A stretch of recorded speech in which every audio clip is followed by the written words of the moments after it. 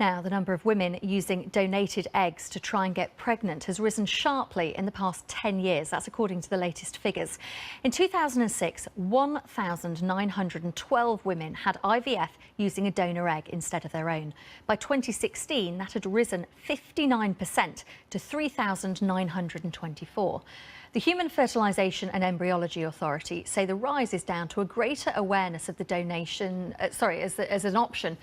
Also, more donors and more same-sex couples. Single and older women are also using them, as well as a rise in the number of women donating their eggs. Well, BBC Look North reporter Ali Fortescue has spent time with two women who've gone through both sides of the process.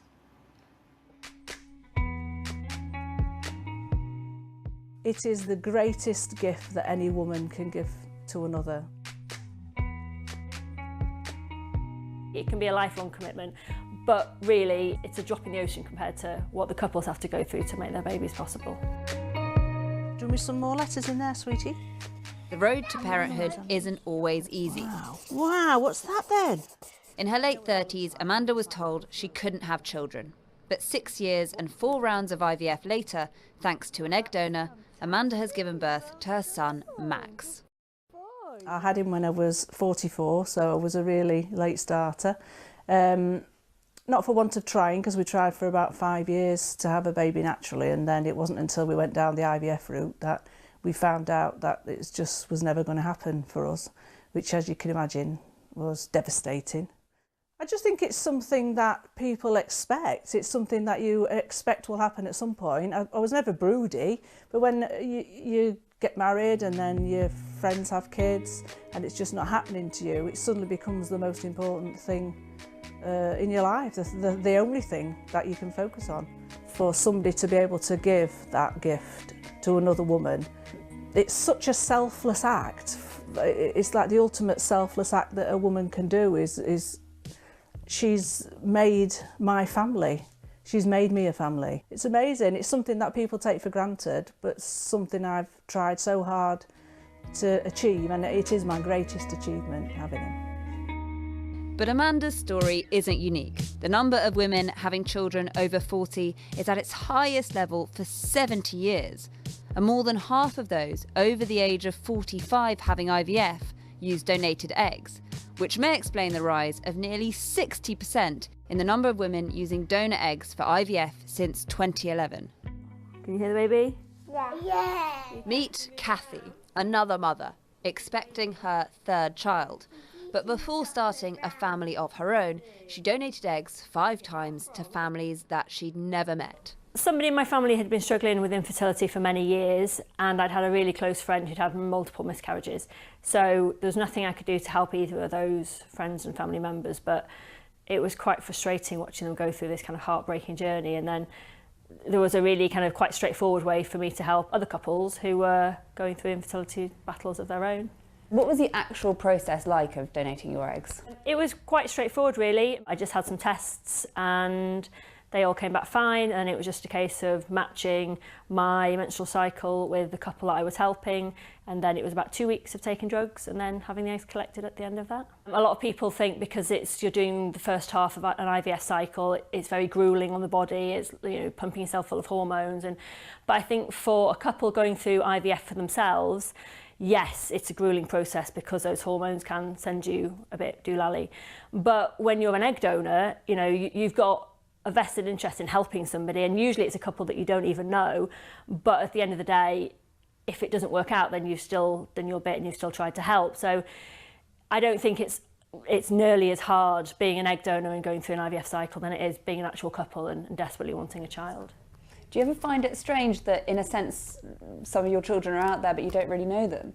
I don't really see it like that at all, because I did most of my cycles in my 20s and my 30s when I was mostly single, and really for me each month I was going to be losing an egg. I wasn't going to be doing anything with that egg at all, so it would have just been a waste. It wasn't like I looked down the toilet and thought that's a potential child I've just flushed away.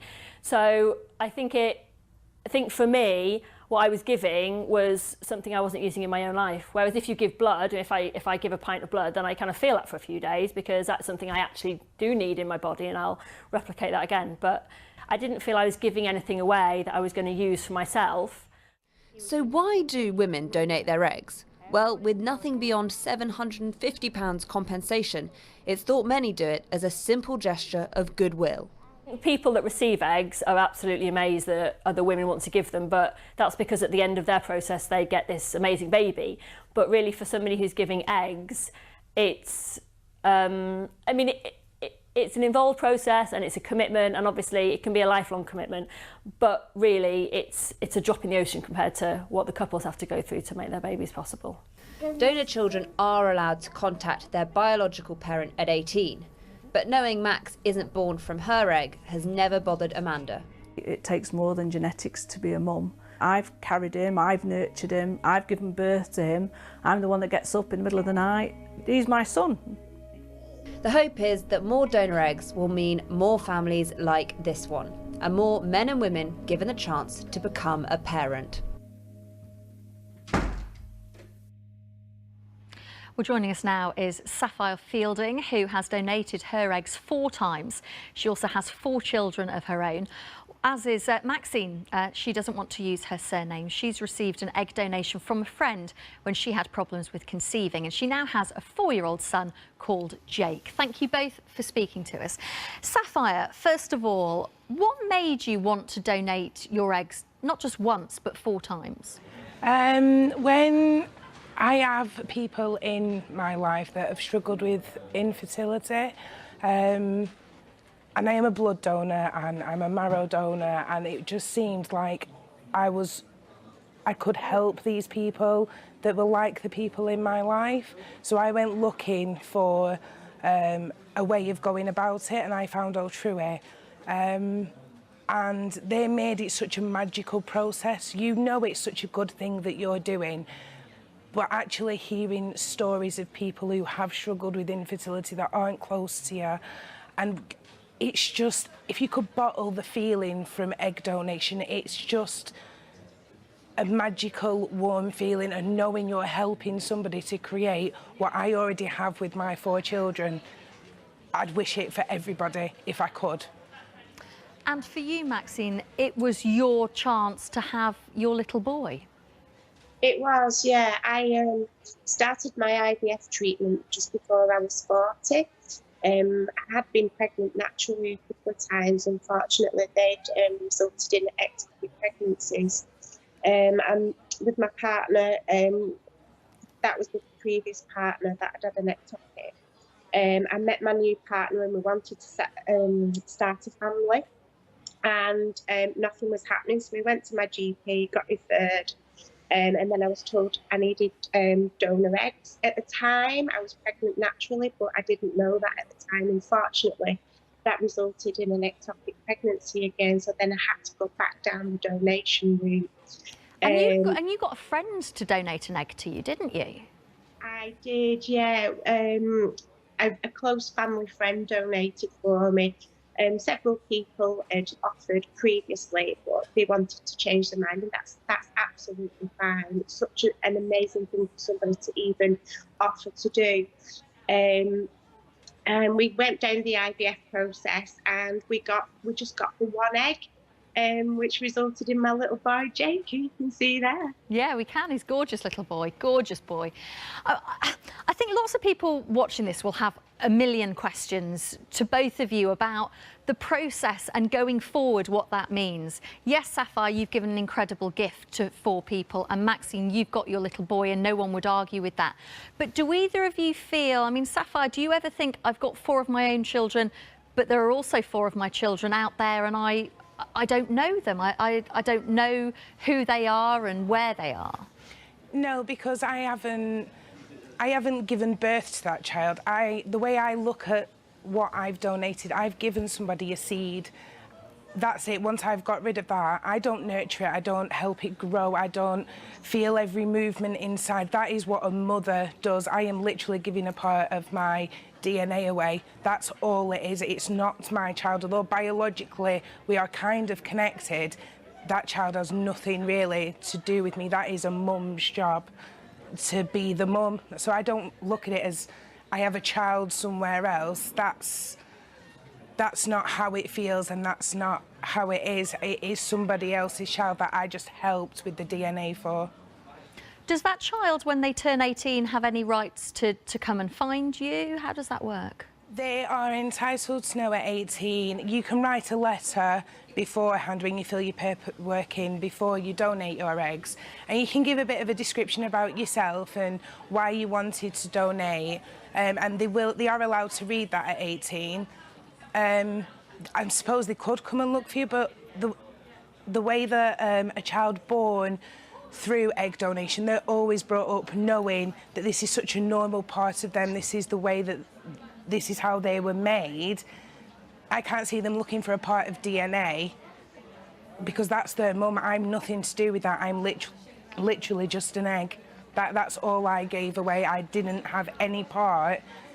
Like in an adoption, if you adopt a child, there's a part of you somewhere else out there. It's not the same with egg donation at all, in my opinion. I can see, Maxine, you're getting quite emotional when you're listening. Is it because of what Sapphire's saying? I just think it's a totally overwhelming experience, and it's just the most amazing gift that anybody could ever receive. You know, it's just such a selfless act, and to be able to be a mum to a beautiful little boy is just the best thing ever. And without the help of ladies like Sapphire, people like me wouldn't be able to be a mum. Do you ever, this might be a strange question, but it crossed my mind earlier on, the fact that your friend had donated an egg. Does she ever have any say in the upbringing? Does she ever go, why are you doing that with Jake? Not at all, no. We have a close relationship. We're not in each other's pockets. I'm godmother to her little boy, and she's godmother to Jake. We're just there for each other if need be. And when the time comes to tell my little boy, you know, we'll work around that at the time. But yeah, no, we just carry on with our normal lives. And as I say, if we need each other, we're always there for one another. But the lady that did it is just amazing. Listen, thank you both for speaking to us this morning. I'm really grateful to you for sharing your stories with us. Thank you.